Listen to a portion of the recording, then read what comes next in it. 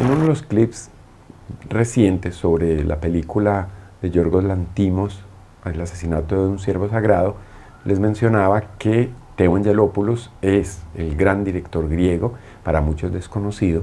De él vamos a hablar un poco en Fotogramas al Aire, realmente poco para poder hacer después en programas, en clips posteriores, reseñas de algunas de sus películas más importantes.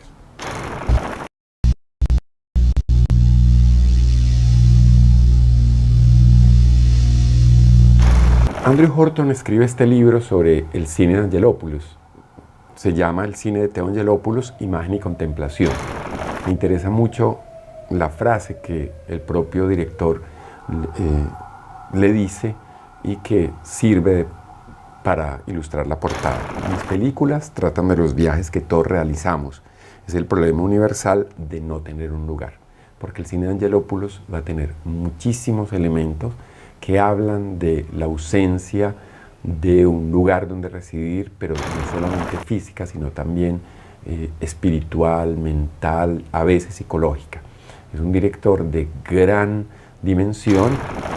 Andrew Horton lo relaciona, y no es gratuita ni tampoco está lejos, con directores de la talla de Andrei Tarkovsky en Rusia, de Jean Renoir en Francia o de Yasuhiro Ozu en Japón, y de Miklos Janso, del que he visto realmente poco.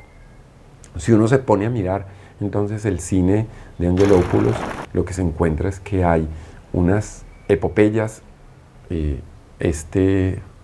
Autor Horton va a decir que como tuvo la oportunidad de estar en el estreno del El viaje de los comediantes en su momento, que fue una obra de más de 3 horas y media, donde los griegos se vieron reflejados, encontraron que estaba la historia del siglo XX, de la Grecia que había pasado por dictaduras, a la que le llega la Segunda Guerra Mundial, donde hay una gran cantidad de situaciones de carga política, que esa película le permitió acercarse al director, a la persona, y hacer una entrevista, estar en contacto con él permanentemente, seguir su carrera y poder encontrar que ese personaje que había empezado a estudiar Derecho en Grecia, que estudia después cine en París, fungió de crítico en algún momento, dice que es un oficio que odió profundamente. Ese mismo personaje tiene un aplomo que en el momento en que muere, 2012, les había contado las circunstancias, como era supremamente minucioso en su trabajo. Habían hecho una búsqueda muy dirigida a unas locaciones específicas, terminaron el ejercicio de hacer el recorrido y no quedó contento Angelopoulos con lo que había visto, se fue a revisar las mismas locaciones en la noche y termina atropellado por una moto de la policía y muere en 2012, en enero. Y este autor nos va a mostrar efectivamente que Angelopoulos navega entre mundos, navega con referencias al mito griego, pero también la historia, a la cultura, a la identidad. Nos habla de Europa, nos habla del mundo en general, de los personajes, del individuo, del colectivo.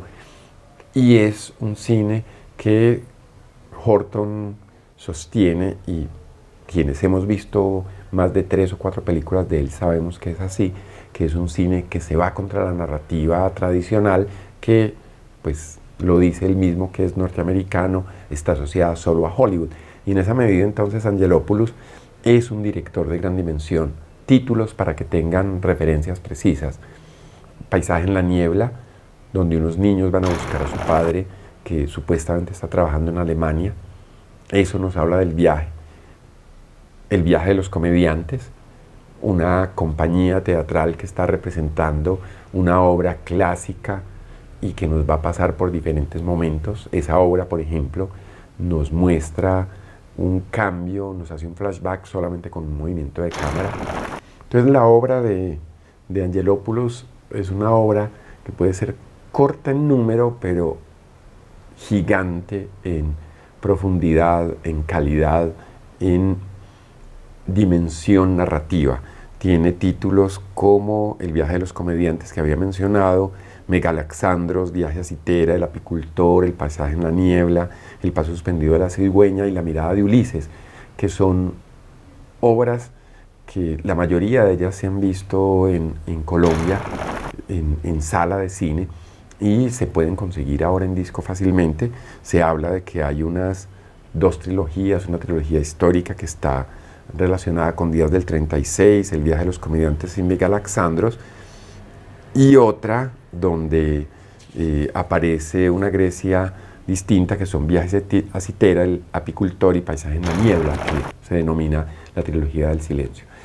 Realmente Angelopoulos es un director que, si se relaciona con Andrei Tarkovsky, y quienes recuerdan de Tarkovsky Stalker o Nostalgia, donde este hombre tiene que atravesar una piscina con una vela y ese plano dura 10 minutos, podrá entender perfectamente de qué estamos hablando cuando hablamos de una narración distinta. Entonces, que sirva este pequeño homenaje a este director muerto en 2012 para hacer una introducción a 3 o 4 de esas películas mencionadas.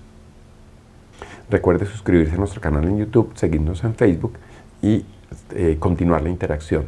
Sería muy valioso que, si ustedes han visto sobre todo La mirada de Ulises, El paso suspendido de la cigüeña, El viaje a Citera, Los comediantes y Paisaje en la niebla, pues nos contaran qué piensan de esas películas.